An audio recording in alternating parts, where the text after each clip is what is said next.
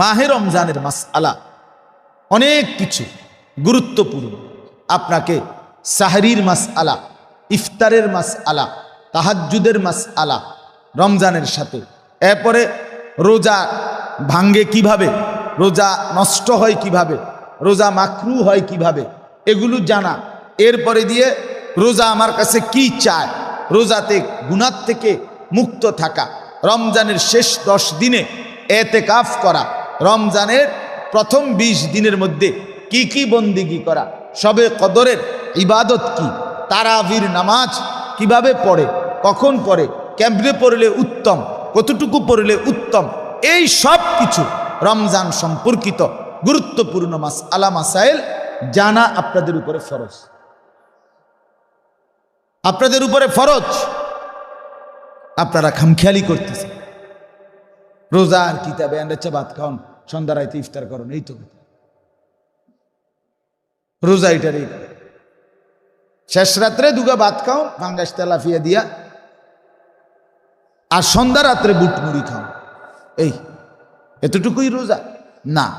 রমজান অনেক গুরুত্বপূর্ণ ইবাদত।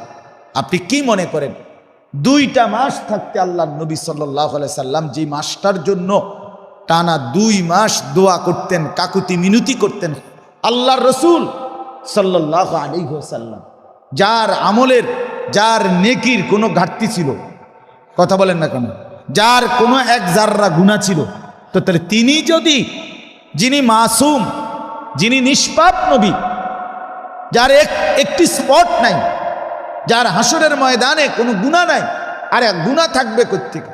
উম্মতের জন্য সুপারিশ করবে তিনি জান্নাতের উদ্বোধন করবেন। হাসরের ময়দানে আল্লাহকে প্রথম তিনি সেজদা দিবেন। আল্লাহর সামনে হাসরের ময়দানে নবী প্রথম কথা বলবেন। আল্লাহর নবীর হাতেই হাসরের ময়দানে আল্লাহর প্রশংসার পতাকা নবীজির হাত মুবারকের মধ্যেই থাকবে। অগণিত মর্যাদা, অগণিত বৈশিষ্ট্য নবীজির। হাসরের ময়দান পরকালকে কেন্দ্র করে সেই নবী 2 মাস লাগাতার আল্লাহর কাছে দোয়া করতেন, মাওলা 2 মাস আর মাত্র এত কাছে এনে হায়াতটা নিয়েন না মাওলা, রমজানটা দেখাইয়া যা হয় হবে, কিন্তু রমজান পর্যন্ত পৌঁছে অবাল্লিগ না রমাদান, দেন না মাওলা রমজান পর্যন্ত পৌঁছে। মাহে রমজান, এই রমজানে রোজা রাখার যেই গুরুত্ব, সেটা ছুটে গেলে পরবর্তী 1000 রোজা কাজা করলেও এই ওয়াক্তর সময়ে যেই রোজা, সেই মর্যাদা, সেই বৈশিষ্ট্য, সেই গুণাগুণ আর মিলবে না।